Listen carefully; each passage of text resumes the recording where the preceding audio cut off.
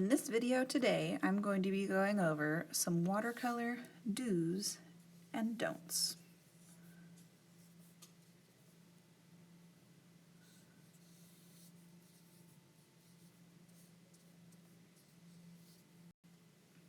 Number 1, use the right amount of water.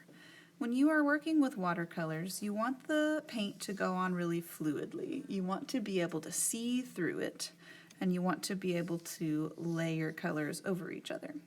If you are working with the paint and you pick up a lot of it, and you end up with a color that is super duper dark, then you probably do not have enough water.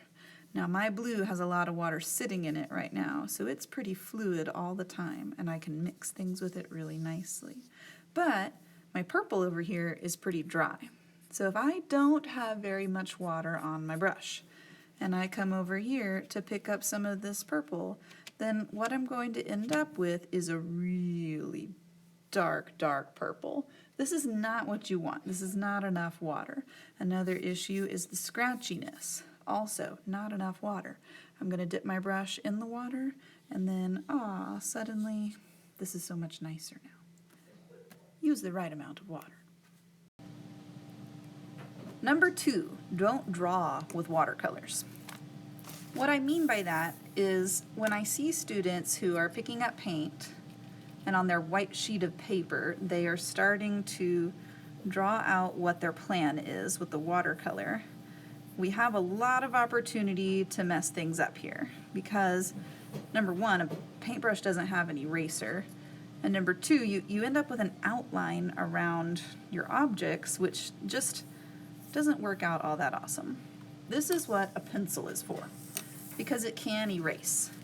Instead of drawing with your watercolors, draw with your pencil, and then the watercolors are meant to fill in the shapes that you draw with a pencil.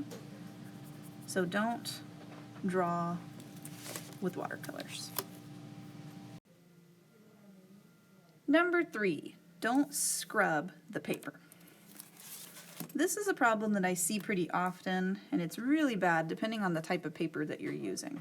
But when you're filling in a shape with watercolors, and you are trying to make it look like whatever the shape is, and you want to stay inside of your lines, make sure that you are not scrubbing your brush back and forth in the same area over and over again. What this does, number 1, it starts to destroy your paintbrush. Number 2, it starts to destroy the paper, and you end up with little pieces of your paper coming apart and falling apart into crumbs. Number 3, don't scrub the paper. Number 4, rotate your paper and your brush. While you're painting, if your paintbrush is constantly pointing in the same direction, you're not going to get very nice shapes. So make sure that you rotate your paper, rotate your paintbrush, so that the tip of your paintbrush is always facing toward the line that you are trying to stay inside of. If you do this, it's going to help your paintbrush stay inside of your line, and it's going to keep you from accidentally putting paint somewhere where you don't want it. So, as I'm painting, I'm turning my brush this way and that, and I am also turning my paper this way and that. Number 4, rotate your paper and your brush. Number 5, just don't use the black paint. You will be tempted, because it's right here in your paint tray, to use the black. You're going to want to outline things because you're used to seeing images that are outlined in cartoons and stuff. But I want you to avoid that, because this outline, as soon as you realize that you actually need to go back and you need to add a little bit more detail, is going to become a serious problem with the smudging. Now, if you do follow the rule of use the black last, that does help to start with your lightest colors and end with your darkest colors. But if you say even, I'm going to be really careful and I'm just going to use a little bit of black for my shadow, because you want it to look like there's a shadow on there, even that, it's so dark. if I wash off my paintbrush, there's nothing left, and I try to spread this out, then I could make it look kind of like a shadow, but honestly, it's going to stand out as weird looking. Black tends to make objects look flatter. It's much harder to blend it in with other colors because it's just so dark. And so my suggestion to you is to just not even use it. Avoid the black paint at all costs. Remember our penguins. The outlined penguins are sad when the black paint smudges into them, and there's nothing you can do about it because the black paint doesn't have an eraser, because the paintbrush doesn't have an eraser. So remember that shadows are not always black. Try not to use the black paint at all. In the next clip, I'm going to show you how to make your shadows look more real without using the black paint and doing some other things instead. So try to avoid it. Don't use the black paint.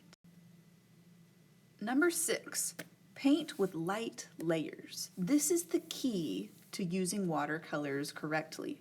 Light layers. When you start a painting, if you start too dark, you can't go in and add shadows or the whole thing is just black. So here I've started with just red, and I've got 2 layers on there. A lighter layer you can see here, and then I went over with another layer a little bit darker with just red. If you're going to add shadows to an object, remember that an object's shadows are not black. We already saw how that didn't work out very well. Whatever color the object is, the shadows on it are the same color, just a darker value of that color. So here I'm adding more red paint, and it's going to give me a more realistic shadow. And this is another layer that I'm adding with the red.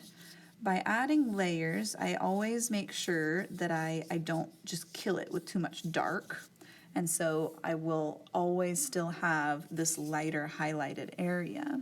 When you are adding layers, you can also go in and start mixing other colors with the paint colors that you started your layers with.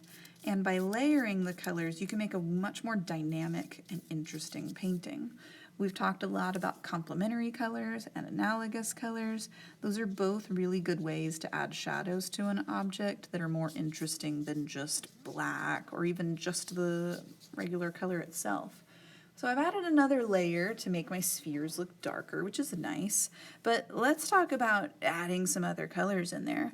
If I use green, not a lot of it, just a light layer, right? So I've mixed water with it in here.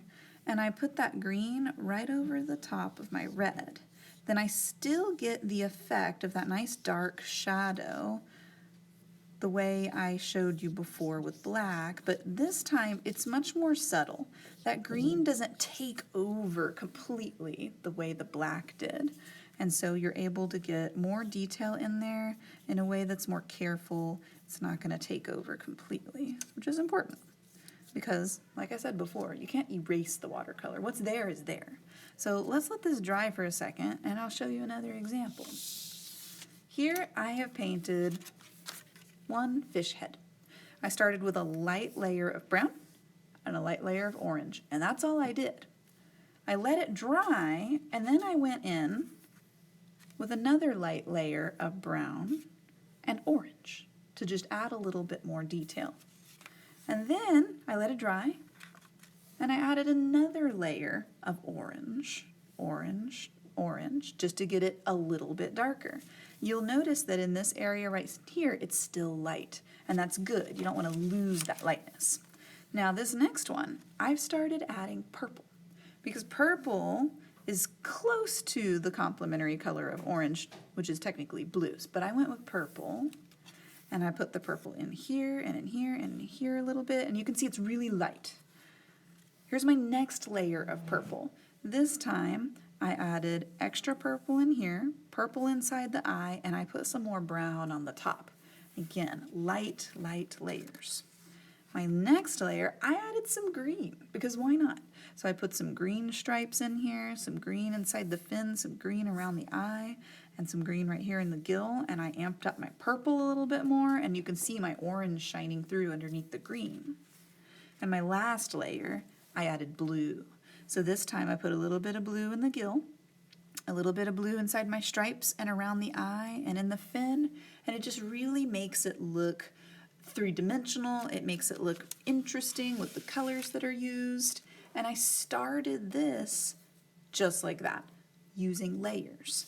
So if you let your image dry, you can add more and more layers using more and more interesting colors, like green to be the complement of red, or you could even work with analogous colors. So I could make a red violet that would also be a really lovely shadow on some of these spheres, if I want to add that over here. And just working in layers a little bit at a time keeps you from accidentally putting something way too dark that you can't go back and change. But if you add a light layer of a color you don't like, you can always go over it with something and it'll potentially cover it up and make something more interesting. So, paint with light layers. So remember, use the right amount of water. Not too much, not too little. Don't draw with the watercolors. Fill them in, but draw them with pencil. 3, don't scrub the paper. You'll make a hole in it. 4, rotate your paper and your brush instead of always leaving your brush the same direction. 5, just don't use the black paint. It's a really good way to ruin your artwork.